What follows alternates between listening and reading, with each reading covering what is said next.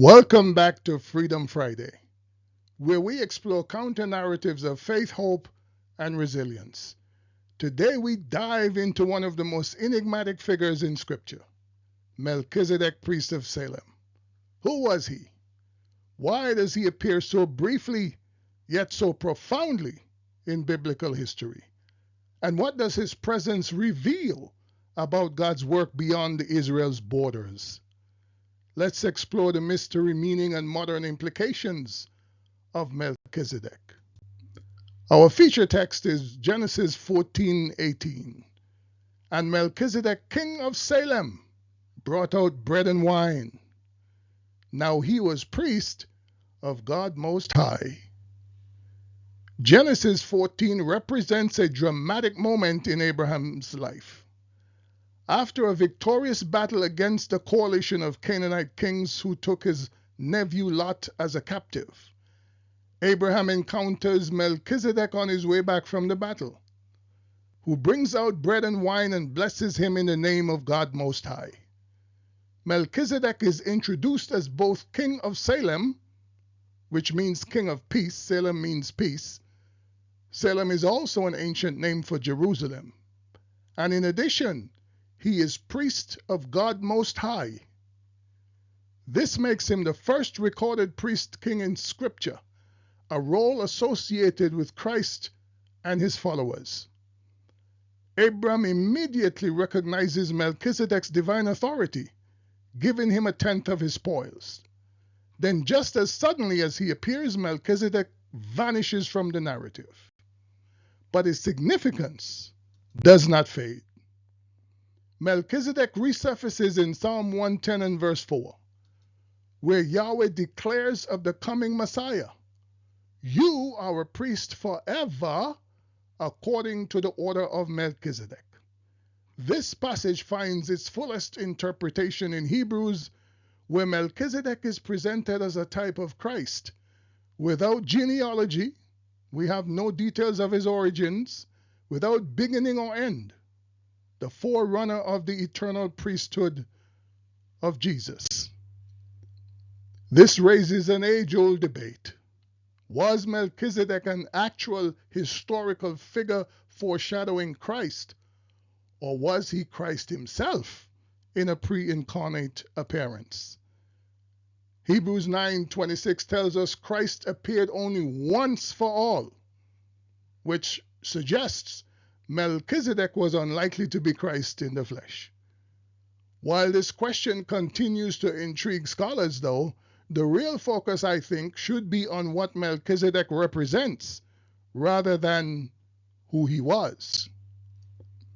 Long before Israel's Levitical priesthood, Melchizedek served as a priest of the Most High God, demonstrating that Yahweh was at work among the nations. Many Bible scholars and students have the mistaken idea that because God called the Hebrews as his chosen people and ordered them to displace the Canaanites, that God was restricting his work of redemption through the Hebrews. Melchizedek's appearance, though, among the non-Hebrew people as a priest of God directly contradicts that misguided idea. It rejects such divisive notions for a more inclusive community as representing God's ideal.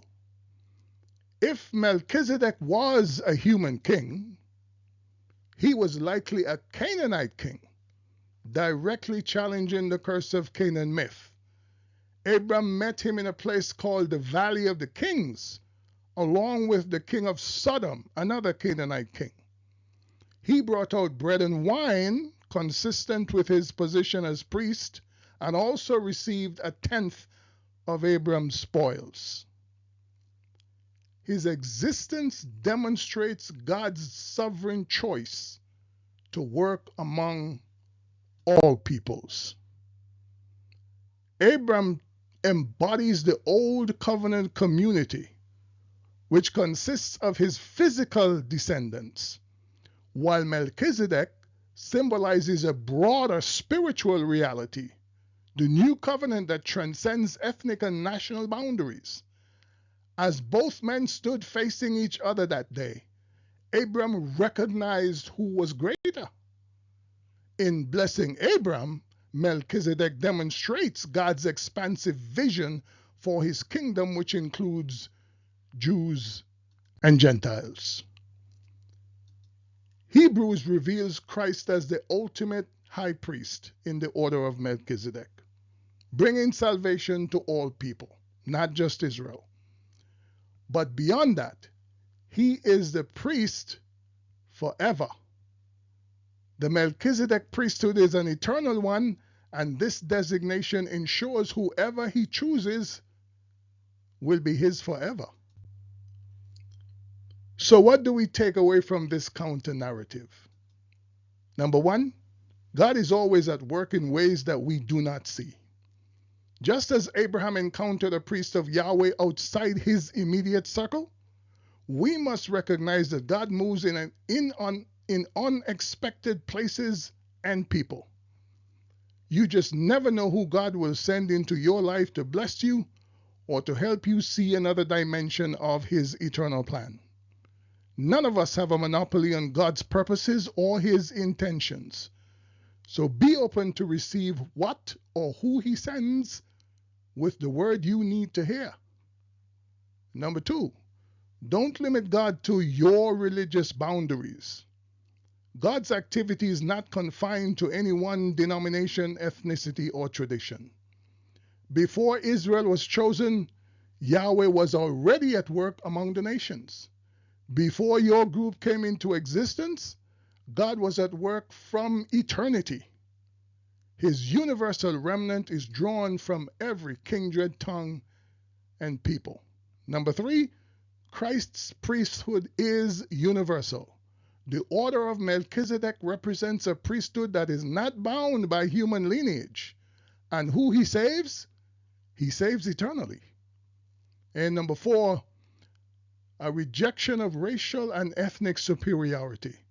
Melchizedek's status as a revered priest and king challenges narratives that elevate one group over another based on lineage or race. Yahweh's purposes transcend such divisive ideas that we humans set up. All attempts to elevate one group over another based on perceived racial characteristics are contrary to the foundation, the very foundation of God's government. Melchizedek, this mysterious priest-king of Salem, stands as a testimony to God's boundless sovereignty. Whether a historical figure or a theophany of Christ, his presence in Scripture points to a deeper truth. Yahweh has always been actively engaged with all peoples, preparing the way for Christ, the eternal high priest, his Messiah. His priesthood is not only for Israel, but for the entire world, a message of hope, inclusion, and divine purpose. Thank you for joining me today. If you found this episode helpful, don't forget to like, share, and subscribe to Freedom Friday. Until next time then, may you walk in peace, in the peace and righteousness of the Most High God. This is Freedom Friday, where we tell the whole story.